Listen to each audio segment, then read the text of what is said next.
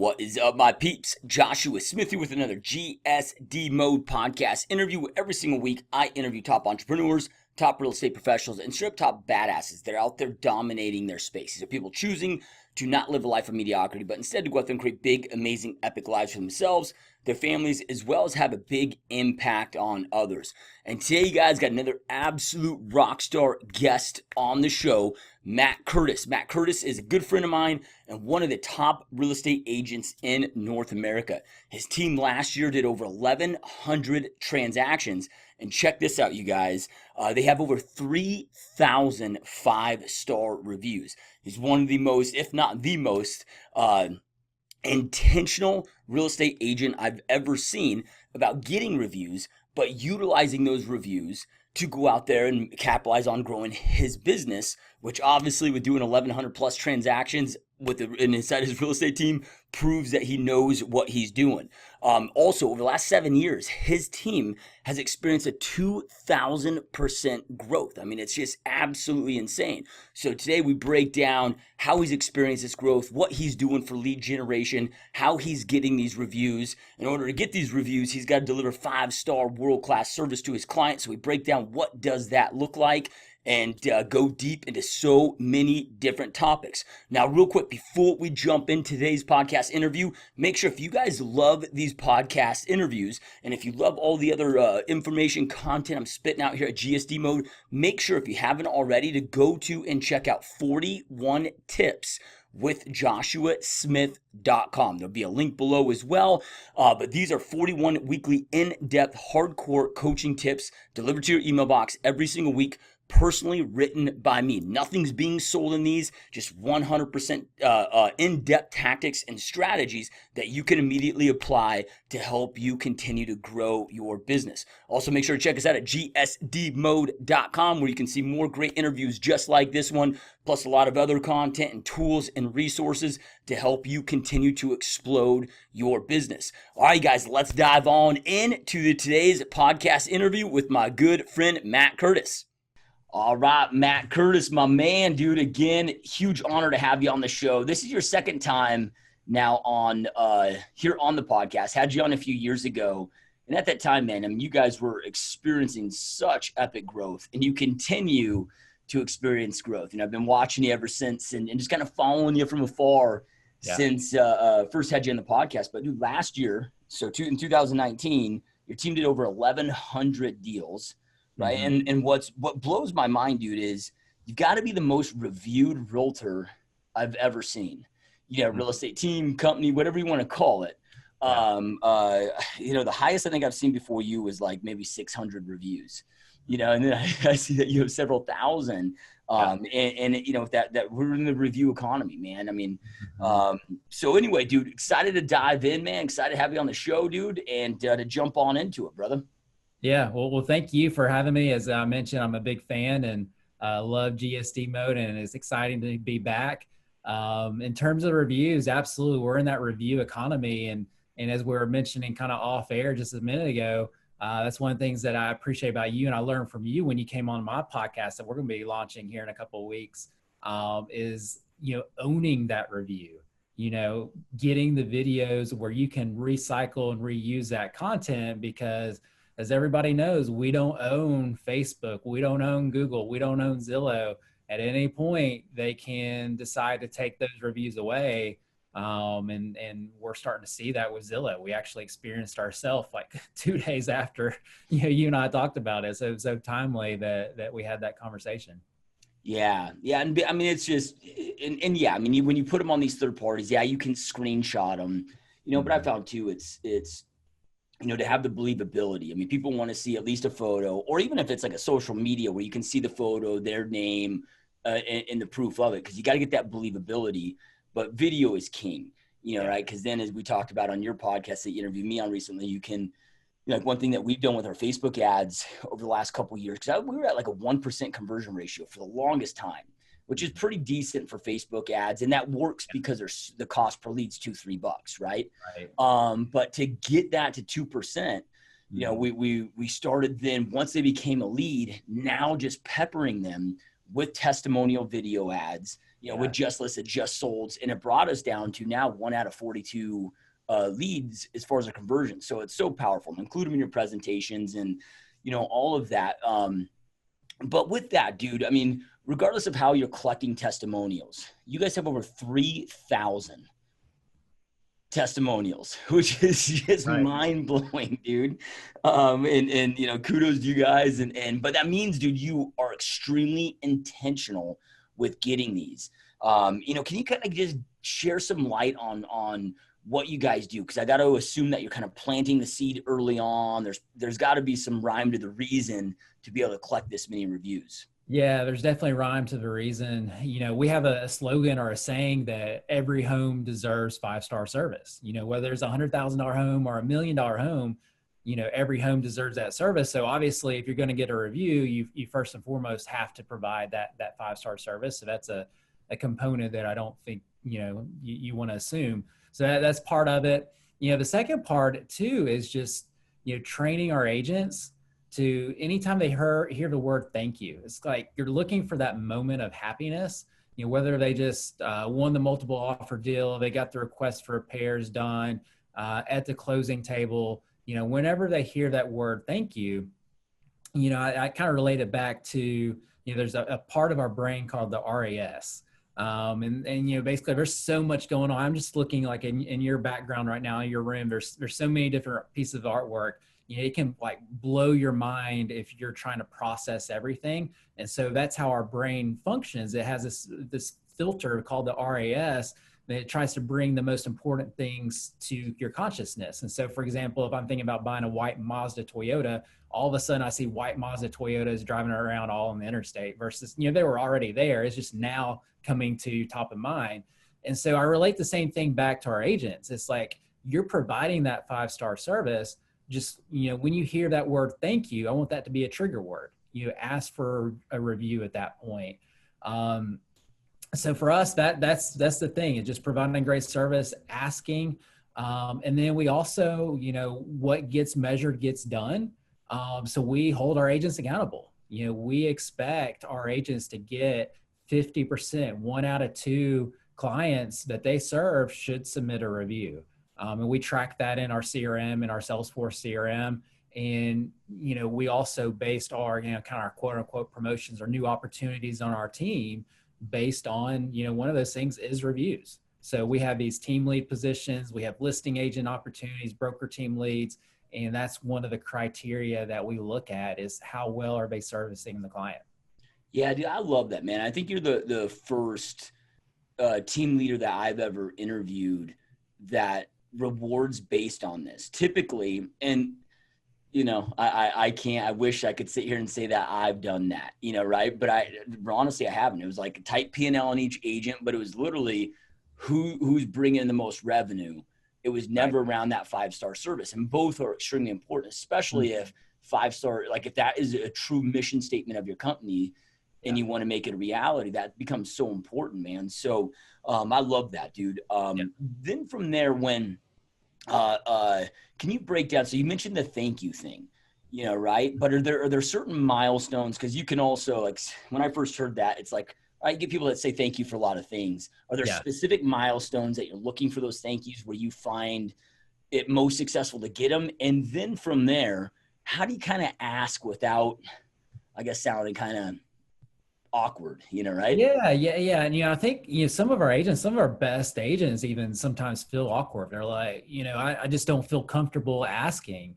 And what I tell them is more of a mindset issue at that point, because you've provided this amazing service. It's like the law of reciprocation. It's one thing if I'm, I don't know you, I haven't done anything for you. I'm just like, hey man, would you submit me a review? Well, that doesn't feel right.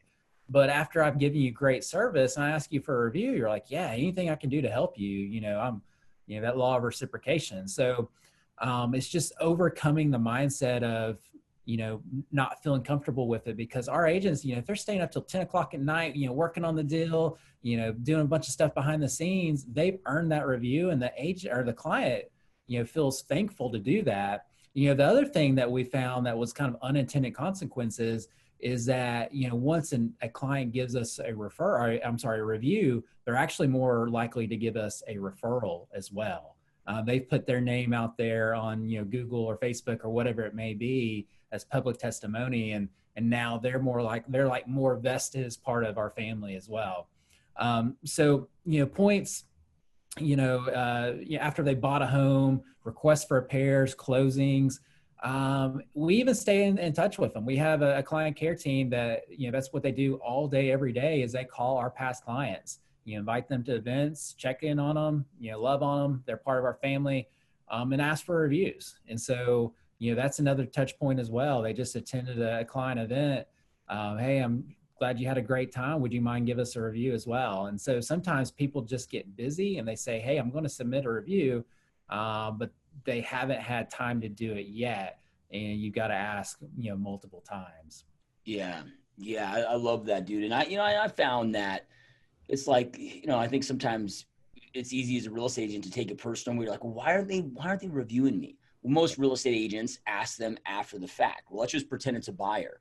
Well, dude, it's not that they're trying to be jerks. It's like they're moving, they're buying new furniture, they're painting, they have to get utilities set up. They're so stressed out and have so much going on, right? So it's either that continual follow-up, or I guess a combination of both. Or, I found like the most time I have ever had success with them is like at the closing table before the home actually closes, because we're all there together.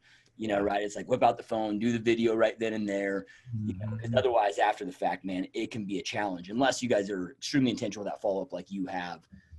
And make it super simple too. Some of those links are hard to find sometimes. So what we do is we buy like branded URLs as a redirect. Instead of having to type out something really difficult, it's just, hey, click on this link. It'll automatically redirect you to the Google, the Facebook page, Zillow, whatever it may be. Yep. Love it, man. So then are you doing certain things with these reviews other than, like, I'm guessing you have them on your website, but then do you include them in like your presentations? Are you doing anything with your marketing with these that you have found where this leads to? Because look, man, you've grown your business 2,000% in the last 7 years, right? So I'm guessing this has got to be a big part of helping that growth. Yeah. And the other part of that is, 90%, about 89 to 90% of our business is actually, business from the team. Only about 10 to 11% is agent sphere of influence. And so it has been grown by, the marketing that the team does. And so, yes, we definitely leverage it. People find us on Google because of these reviews. People use us because, they may have come off of Facebook, and we follow up with them. They're like, okay, who's this Matt from Matt Curtis Real Estate? Let me look this company up, look this particular agent up. And then they have the social proof that, the agent does a good job as well. So that's part of it. We definitely highly leverage it during our listing presentation, because we assume that every seller, when they come in, they've got, two questions. Whether they're going to ask it or not, the questions they want to know are, can you sell my home? And then two, are you going to treat me right? And, for treating me right, it's easy for us to say, oh, well, we sold all this homes and we're number one at this, number one at that. People aren't going to believe you. They want to believe what, other people say. And so don't take our word for it. Check out our reviews, and we can, Google right there or pull up reviews or whatever it may be, and show, how we have more reviews than all the other real estate companies in our area combined. So that's one thing, for the engineer that's like, oh, I don't believe you. Well, let's pull it up right now. And then for the visual learner, we've actually got a book of reviews that's like this thick. Like literally we printed it like 2 years ago. So they're old reviews at this point. But, when we get to that part of the presentation, it's dropping that book just as like, show, like, don't take our word for it. Here's the reviews. And so it's just like overwhelming. It's this like really, really thick, book of reviews. And so that's been huge in answering that question of, hey, can I really trust you, as a real estate agent, as a real estate team? Yeah, love it, dude. Now, and I heard you probably are more familiar with the statistic than I am, but I heard not too long ago it was something like the 76% of the consumers see a testimonial or social proof every bit as valuable or as high of a weight, if you will, in the decision-making process as a direct friend or family referral. Oh yeah. It's insane. I mean, if we think about it, if we just take our realtor hats off and just think about how we do business in our own lives, like, dude, like the first thing I do is even if I'm not buying it on Amazon, I'm going on Amazon to check out the reviews. Oh yeah. Right? It's like, that's what we all do. It just makes sense. Exactly. Yep. Exactly.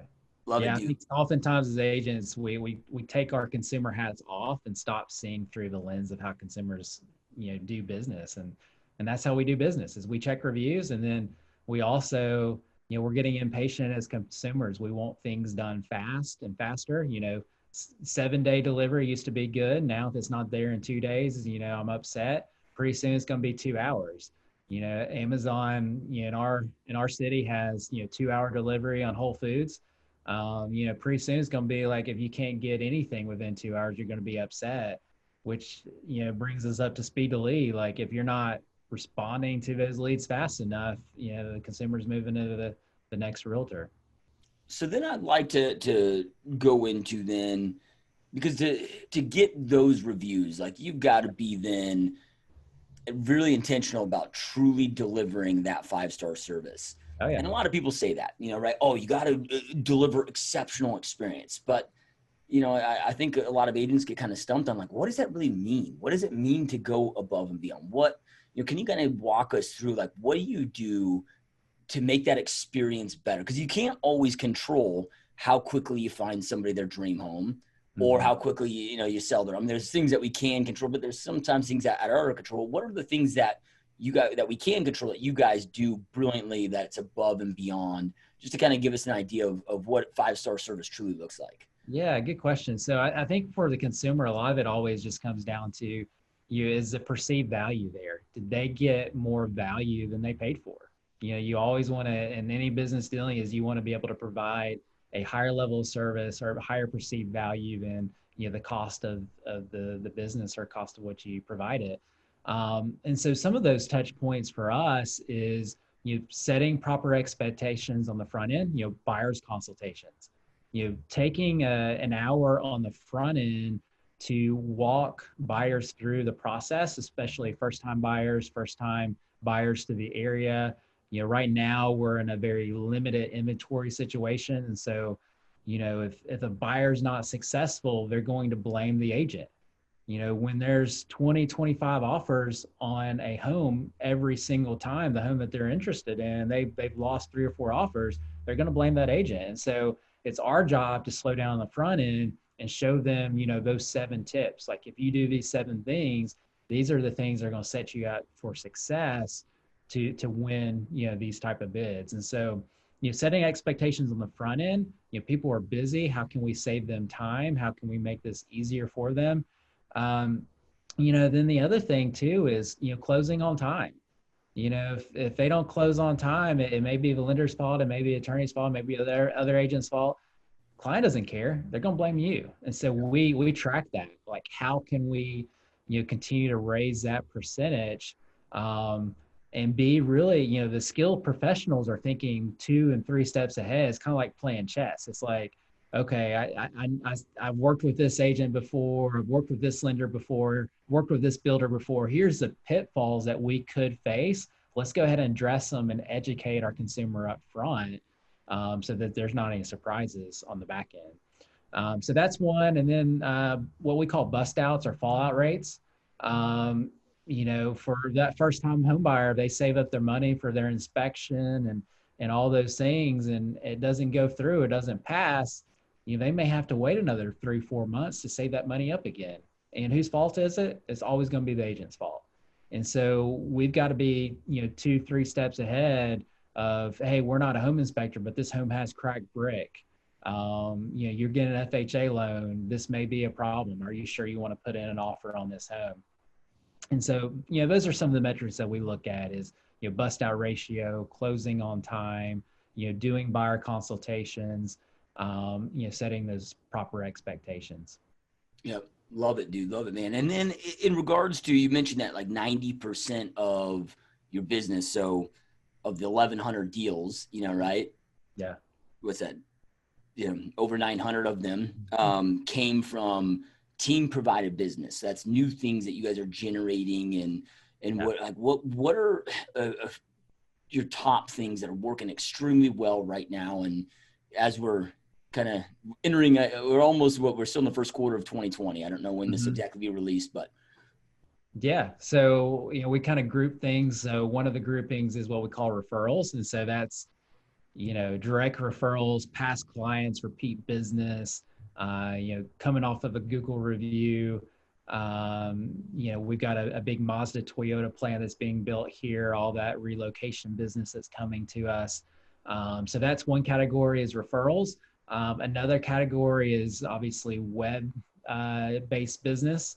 So that's our Google clicks, our Google pay per clicks, our Facebook ads. That is just organic traffic. We've worked with real estate webmasters for years and built out top 10 nationally ranked real estate websites. So that generates a good amount of traffic as well. So web leads is a big component for us. Mass media, do a ton of billboards, a lot of radio advertising. And that's really the interesting one. We see a lot of agents in our markets. It's kind of funny to watch. They try to emulate us. They start buying a bunch of billboards. What they don't realize is that's a business that at best will break even. And at worst, it's going to make you lose your shirt. And so it's a business that works for us because we have all these other pillars that it helps raise those ships. And so it breaks even, on billboards and radio, but then on Facebook and pay-per-click, it takes that to that next level to help us get the ROI. So billboards, that mass media is a big thing for us. We have not been as big in open houses. That's something that another pillar that we're really rolling out hard this year. And I really enjoyed, put a plug for you in on our podcast. You talked a lot about open houses. I got a ton of great ideas that we're going to implement there. So open house is going to be another thing that we're rolling into. And then the other thing is sign calls. Those direct calls to the signs. That's a big source of the business as well. Yeah. Awesome, dude. And I love that you brought up with the brand style advertising, like the billboards, radio, TV. I think a lot of times what agents don't consider is even that, though that's a break even point, meaning stick $1 in, you're only getting $1 back out. So you're just trading dollars, but then tracking, okay, well, how has that increased our Google pay-per-click ratio? How has that increased our open houses? How has that increased, these things a lot of people aren't paying attention to. So I love that you brought that up, man. And then when it comes to, and if I could interrupt real quick, yeah, that's the problem too, is a lot of people will do that before they have the Google or the Facebook for it to increase. So, make sure you're doing that pillar last. Yeah. Is the big advice I would give. Then from there, man, if somebody is, because look, billboards, TV, radio, those aren't inexpensive methods. Oh, yeah. A lot of times they come with a contract and so forth. So you got to really be prepared for it. What kind of a time frame? Because you talked about this instant gratification society that we're in, right? The get your groceries delivered in 2 hours or whatever. But agents tend to have that same mindset when it comes to taking on a new lead source. Right? I always think of Napoleon Hill's Think and Grow Rich book, the stopping 3 feet short of gold. Right. Right. Whether it's billboards, whether it's any type of new marketing that you're doing, how long do you give it before you start to judge it? Yeah. Anything's got to be at least a bare minimum of 6 months, depending on the thing, almost up to a year in some situations. And so whether it be a new hire or a new marketing method, you need to have that money in the bank for 6 months where it's not going to affect your style of living. It's not going to affect whatever. You have that money there that you can invest and afford to lose. Because there are, you're going to win some, you're going to learn some. For us, it's kind of like the Jim Collins thing. He talks about firing bullets and cannonballs. We're always firing bullets. We're always testing new things. We're not ever going to go all in on something that could put us out of business. We're not going to fire a cannonball when we haven't, dinged metal yet on the other ship. We're going to test things, make sure we're calibrated to blow the enemy up, before we go all in on something. So just being conservative. And, I know you and I talked about in the last call or offline was just, having those reserves up, for when the opportunities come available. But I think, unfortunately, most people, what they do is they borrow everything on a credit card. And so everything does have to be instant gratification, or they can't pay that bill. And that's just not the way to do it. You can trade time for money and just hustle, save up some money and save up those reserves so that you can go bigger and more leverage type marketing activities later on. Yeah. And then how important is it, dude, to have, because I'm guessing when you're doing all of this, because I have to assume that you get the response of, man, I just see your guys' stuff everywhere. Oh yeah. Right. But to have that omnipresence, right. How important is it to keep the brand and the messaging consistent all the way throughout, right. With whatever you're doing on Google pay-per-click, to your website, to your billboards, to like that message, and then the visual component of what they're seeing, how important is that? Yeah, that's so important when you're building a brand. And it's honestly, I think, been an area of opportunity for us to really kind of continue to improve this year. We're actually working with an amazing company right now to redesign our logo and get that updated, to help increase that consistency across the different channels. But you look at any major brand, national brand, and that's what they've done. And so ultimately that's what we want to do. We want to become a Southeastern brand. And so we want to be able to grow across the Southeast. And it's going to be really critical for us to have that consistent message going forward. So you definitely hit the nail on the head. Yep. Love it, dude. And then, I mean, to experience the growth that you've experienced, there's got to be, for those of us that are team leaders out there that are looking to have this growth like you're having, which I think we all would love to see that type of growth. I mean, it's insane. What does the back end look like? And what I mean by that is the accountability, I'm guessing that there's a lot of onboarding and continual training with your agents. And then I know that you are a numbers guy, right? The path is in the math, and there's not probably a matrix or KPI that you're not tracking in the business. But kind of walk us through the back end, because I think a lot of people spend so much time and energy focusing on the front end, Yeah. right? But then, and I get it, the operation side isn't the fun, sexy side, but Mhm. at the end of the day, it's the shit that really matters. Yeah. And I really think, excuse me, I think a lot of it depends on, the team's goals. It used to be back in the day, you getting to 100 sales was the holy grail. And then it was 250 to 300 was the holy grail. And then, a lot of people are running up against challenges, kind of getting stuck at 1,000. And I think the difference between, 100 to 250 is systems. And I definitely know the difference between 250 and 1,000 is systems. And I think the other difference between 1,000 to 2,000 is recruiting processes and training onboarding processes. And so that's what we're working to perfect right now. But, kind of looking under the hood, one thing is I think it's being disciplined about your growth, because there's some markets that are easier to grow in. There's some markets that are harder to grow in. Big fan of Jim Collins. He has a concept of a 20-mile march, basically just being disciplined to grow whatever you decide to grow each and every year, whether the weather's bad outside or it's good outside, or the market's good outside or the market's bad, being disciplined to grow at that pace. And for us, we're only going to grow as fast as we can hire awesome talent, because you can grow super, super fast really quick and it all collapse because you have the people and the structures in place. And so we're really, really disciplined. We will not grow, like we won't grow outside this market until we have all of our, Salesforce and websites and all that kind of stuff up and running and proven, and finalized. But we won't grow here locally until we find, that talent that we're willing to put our 5-star brand on. Because if one person is out there giving 1-star service and they start getting a bunch of 1-star reviews, that ruins it for everybody.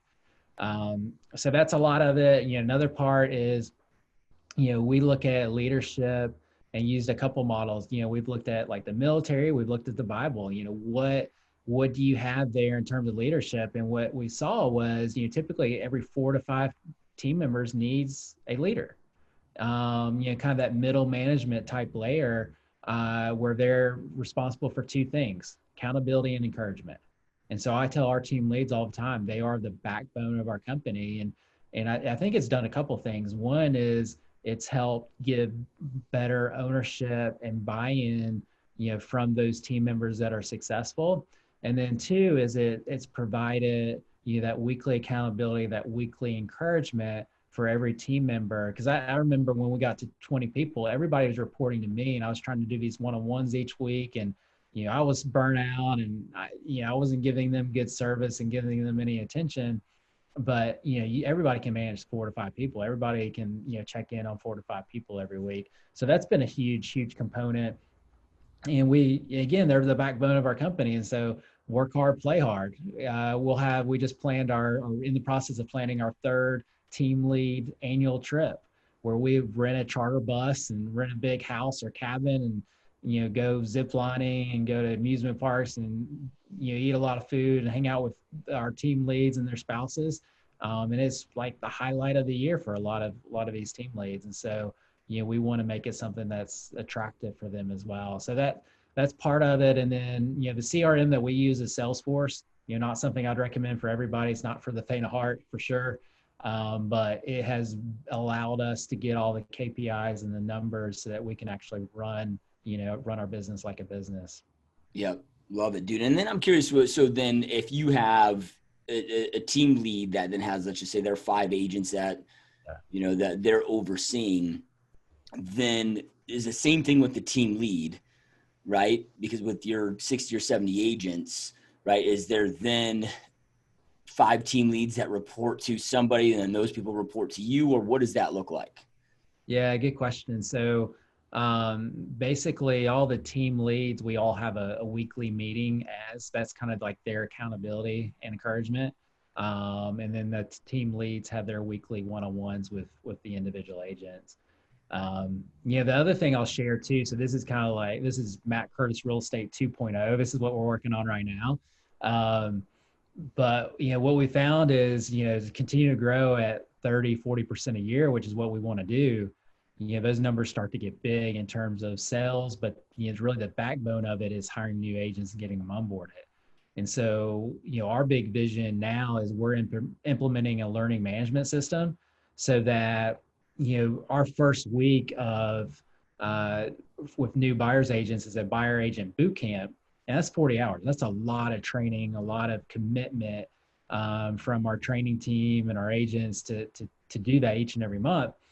And the thing is, the new agents are like drinking from water from a water hose. It's like, what did I learn day 2? They just they can't retain everything. And so what we're doing is we're putting everything in a learning management system with videos, so that then they can watch the videos pre-class and then have fewer hours in class, but the hours in class are productive, and it's like they're coming with questions at that point. And then, they're then able to go back and pull up, how do I do a buyer's consultation? They can do that on their own time in demand. And so that's like the 2.0 thing that we're doing right now to help us scale at the rate that we need to here in Huntsville, and then us really be able to scale outside of our market too. Yeah, love it, dude. And then what qualifies somebody to be a team leader, versus maybe the agent that the team leader is kind of holding accountable? Yeah. So, one is obviously the desire. Not everybody wants to do it. You got to have that servant leadership mindset. Two is we talked about the reviews. They've got to be setting the pace, hitting that 50% review mark. And then 3, they've got to have the experience where they have proven themselves, on a month after month basis, where they're consistently hitting, typically at least 3+ sales per month. Oftentimes these agents are hitting, 5, 7, 8 or more per month.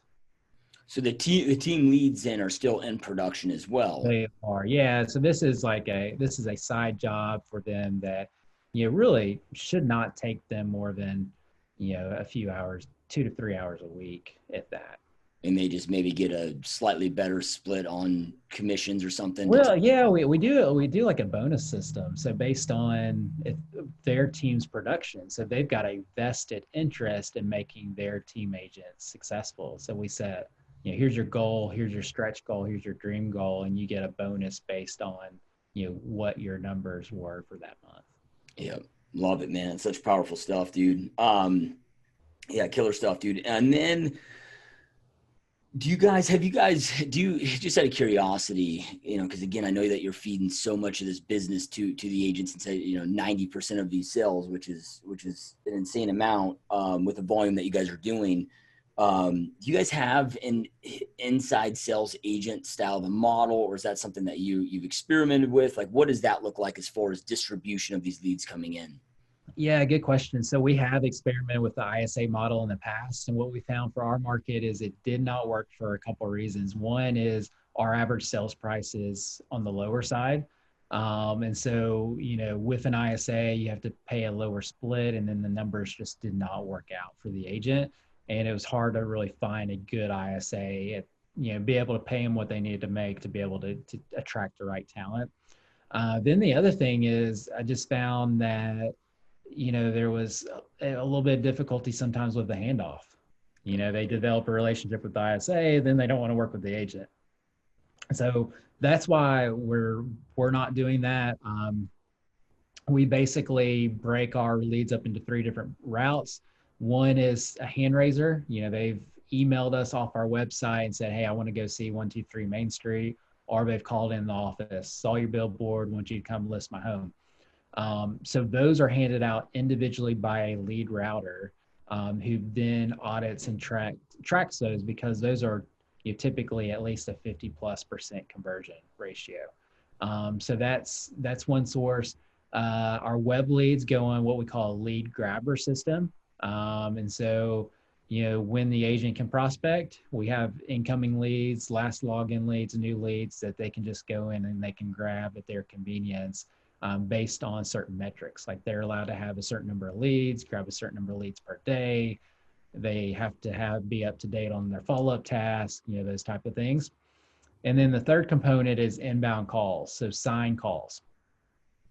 We set up routing systems where we're calling at least 3 agents at a time, where they actually sign up for shifts, to fill these inbound calls.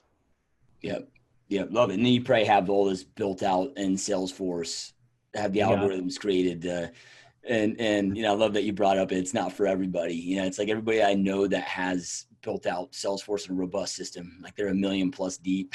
That bad boy. I mean, it's it's a beast for sure, and it can do anything you want it to do, but that commitment has to be huge. Yeah, I told my mentor a few years ago that we're going to do it. I just saw this look on his face, and he's like, yeah, if anybody can do it, you can. And I was like, I didn't really realize how, really what he meant until I got deep into it. But yeah, he knew the complexity levels that we're about to get into that I didn't quite realize, but it's been a good decision for us. Yeah, love it, dude. And you kind of hit on this earlier about the disciplined growth.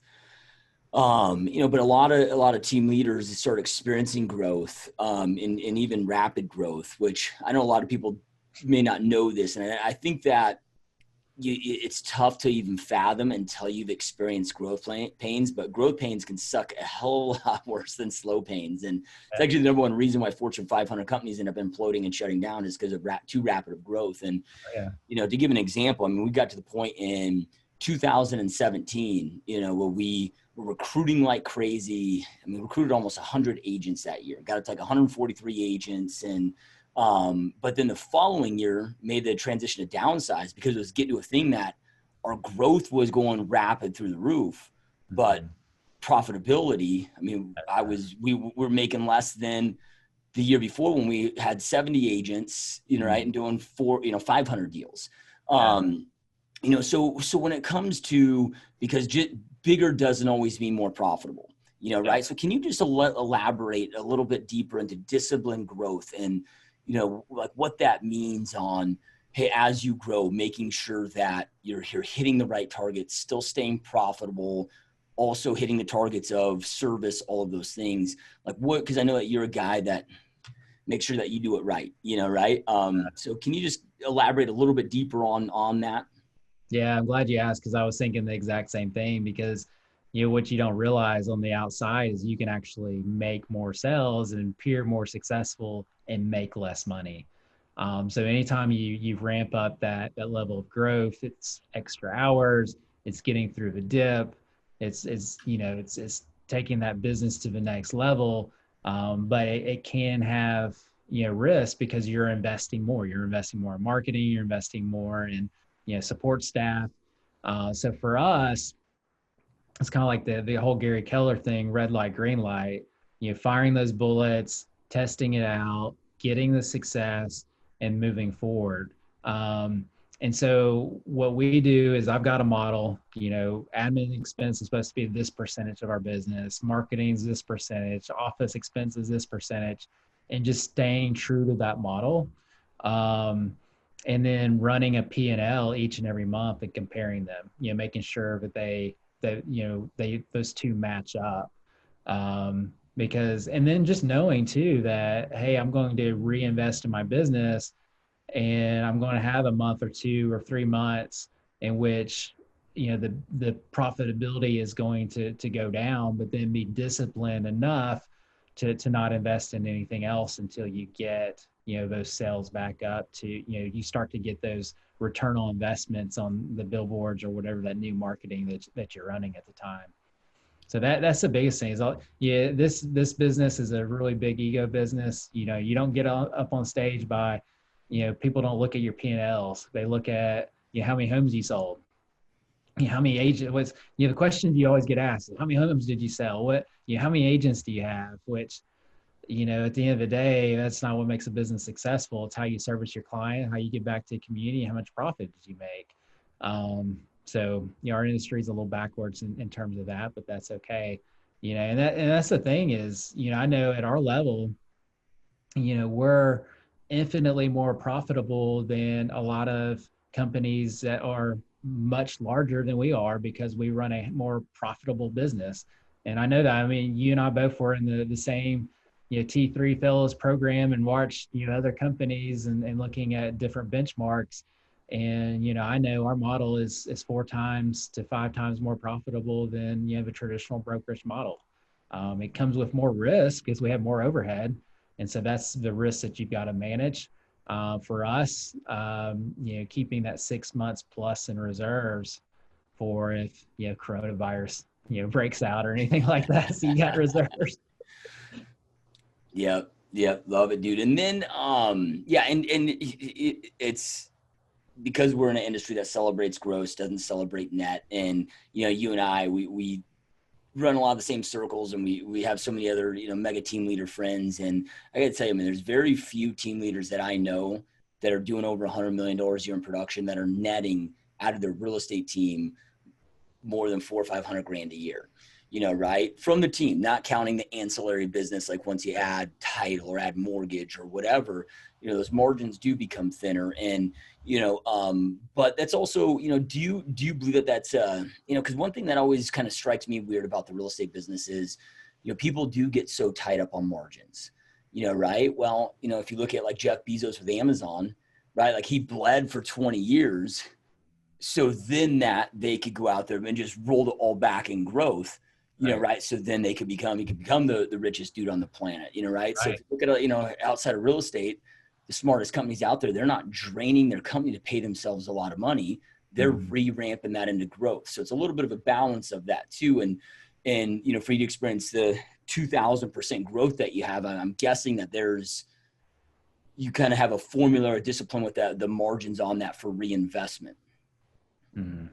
Yeah, it's running that red light, green light, and getting something successful and then reinvesting percentage of that back, and you're just being disciplined to know it's always scary. You're always looking back at your model like, okay, I know it worked last time, but is it still going to work this time?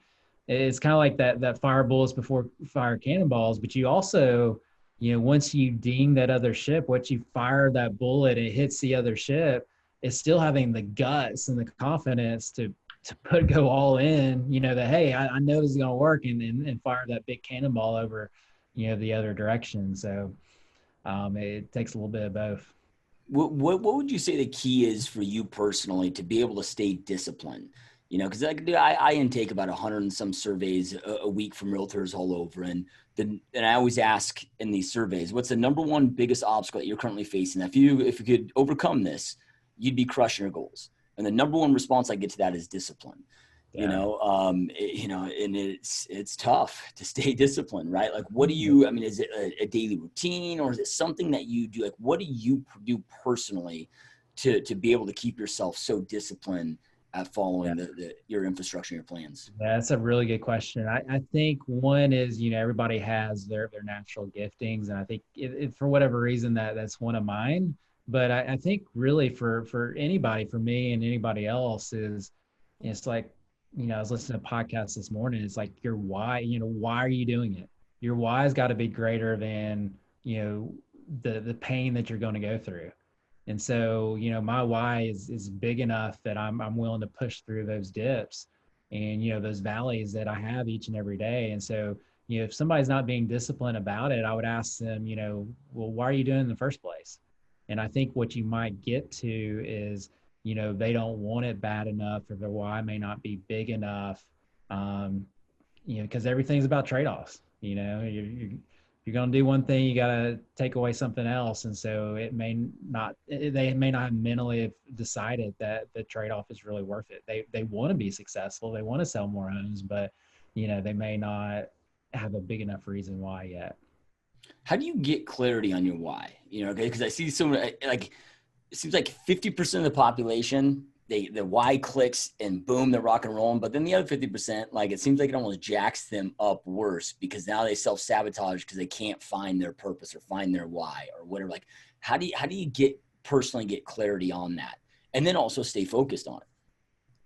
Yeah. So for me, it's a couple of things. One is, really for me, I've got a purpose bigger than myself, and I feel like, like, for example, I know we've talked about, the homes that we build in Nicaragua.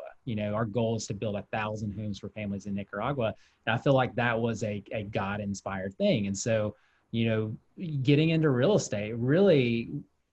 I was telling somebody today during an interview, it made no sense on paper.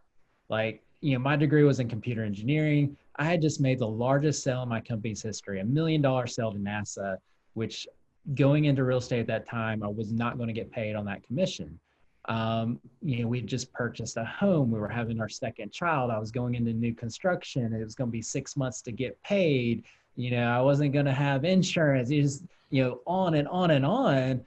But I mean, we prayed about it, and that was the peace that we had. That was, the direction that we felt like God was giving us. And he's always provided for us. And so for me, that's where that sense of clarity comes from. And then the other thing that helps me stay focused as well is knowing how I tick. Everybody has their own, things that work for them and doesn't work for them. So for me, I want to automate as much as I can so that I can spend my brain power, my calories on, things that really matter. And so, I think probably every time I've been on your podcast, I've had a white shirt on. I simplify what I wear. I simplify what I eat, so I don't have to think about it. It's automated. And I know I get energy from working out and exercise. That's my caffeine in the morning. That's my drug.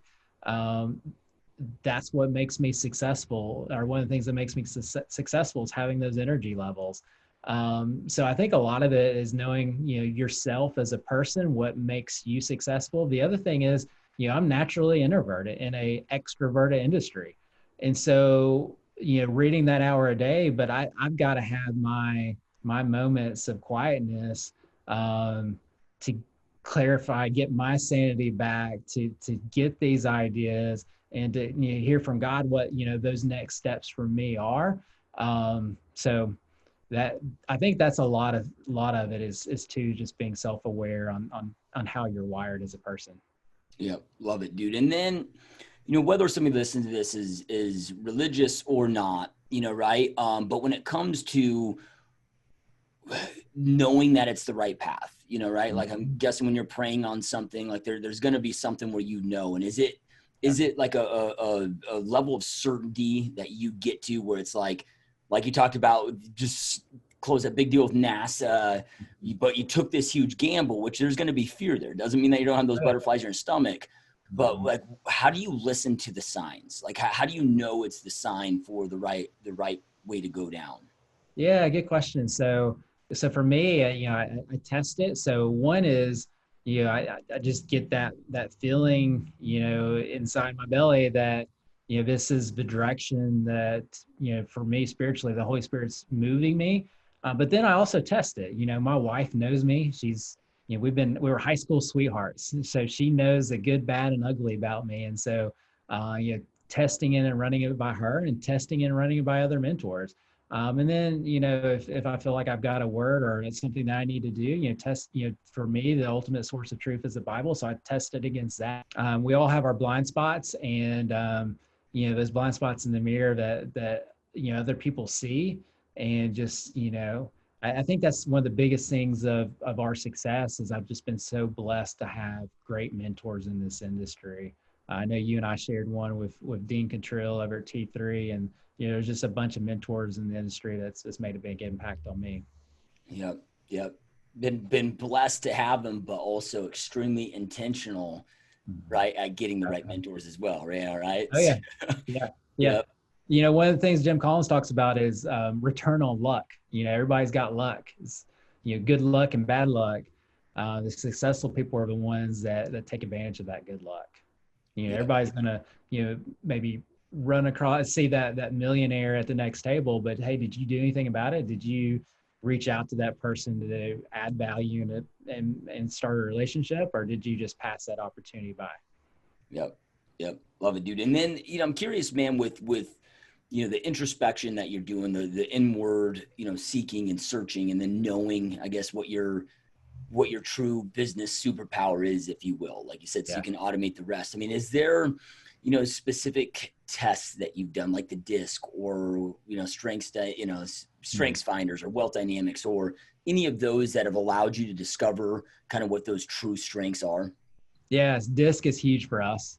So on the DISC, I'm a 99D and a 99C, with very little I and a little bit of S.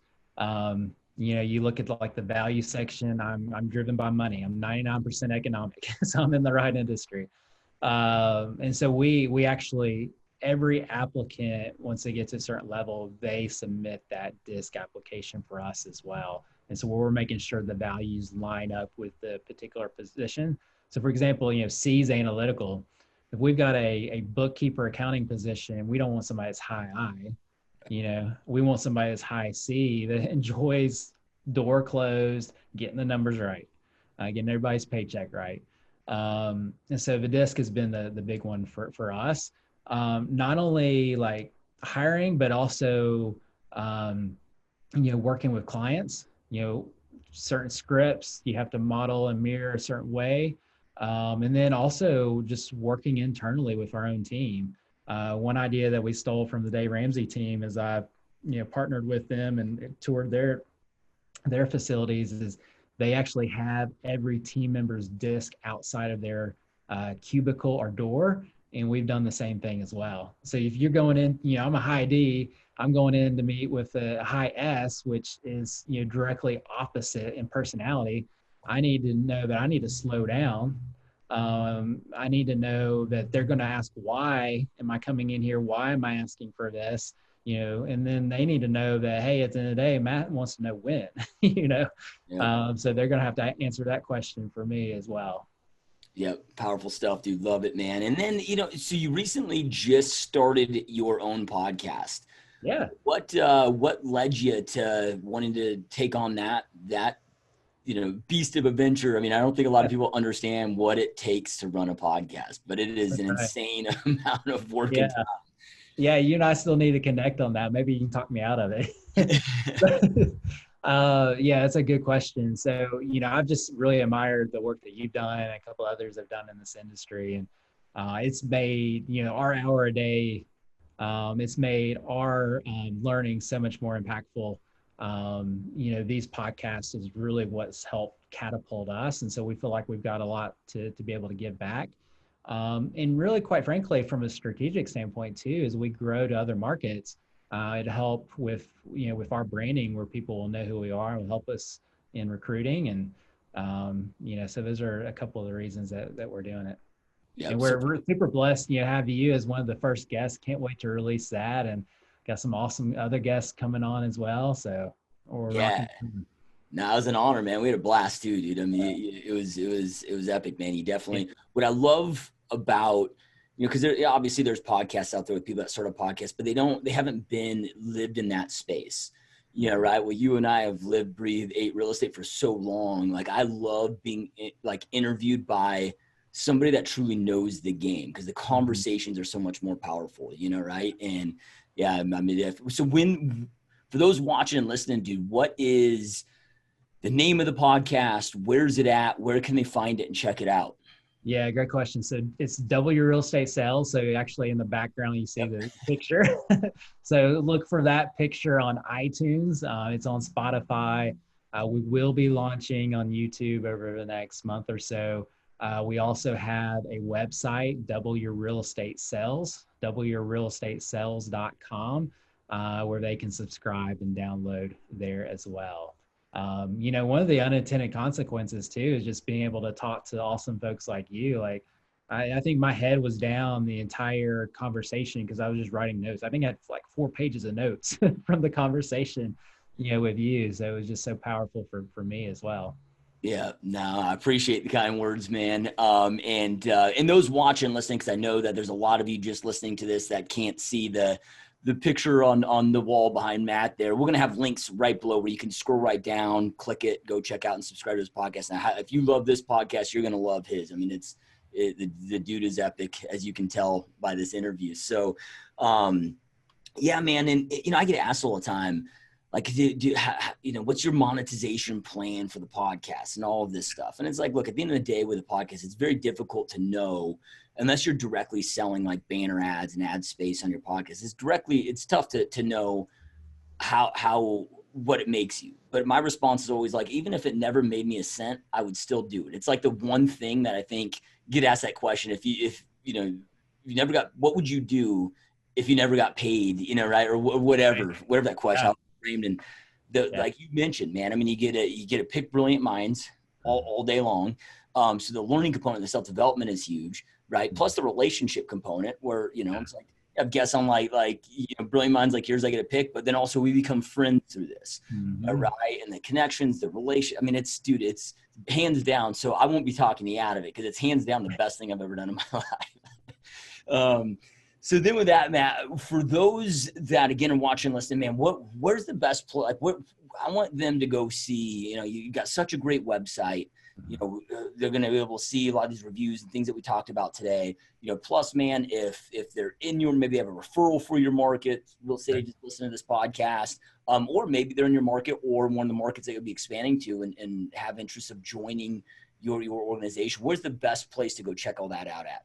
Yeah, lots of different places. Of course, they can go to that Double Your Real Estate Sales. So that's for the podcast. It'll reconnect over to our website. It has a contact form on it as well. They can check out our Facebook page. Facebook, just Google Matt, or just do a search for Matt Curtis Real Estate. Our website's mattcurtisrealestate.com. So we'd love to connect with everybody. We've got an Instagram page. So any way that we can be a benefit to the real estate community, we definitely want to help out and serve. Yep, love it. And you guys, again, wherever you're watching and listening, if you just scroll down below, you will see all of those links. Make sure to connect with Matt. Make sure to check out his podcast because, again, it is freaking epic. And check out my podcast for him to interview me on there. So make sure to check that out. And as always, information, you guys, is information without implementation is truly the start of delusion. Information isn't power. It's taking that information and taking massive action on it that gives you the power to create the life that you want and deserve. And look, we're all in this industry for a reason. We might enjoy what we do and love serving other families, but we jumped here because we wanted to create better lives for ourselves. And you deserve to live and create the life that you want and deserve, but you got to take action. Matt shared so many amazing pieces of advice. He's one of the top real estate team leaders on the planet. So take something that you learn, take immediate action on it so you can create that life that you know you want and deserve. And Matt, huge honor again, as always, having you on the show. Truly appreciate you taking time here. Busy to be here, man. This has been an awesome time and a lot of fun, my friend. Pleasure's been all mine. I enjoy it, man. You're a great friend. Appreciate it. Yeah, you as well, my friend. All right, you guys, thanks so much for watching and listening. We'll see you next time. Peace.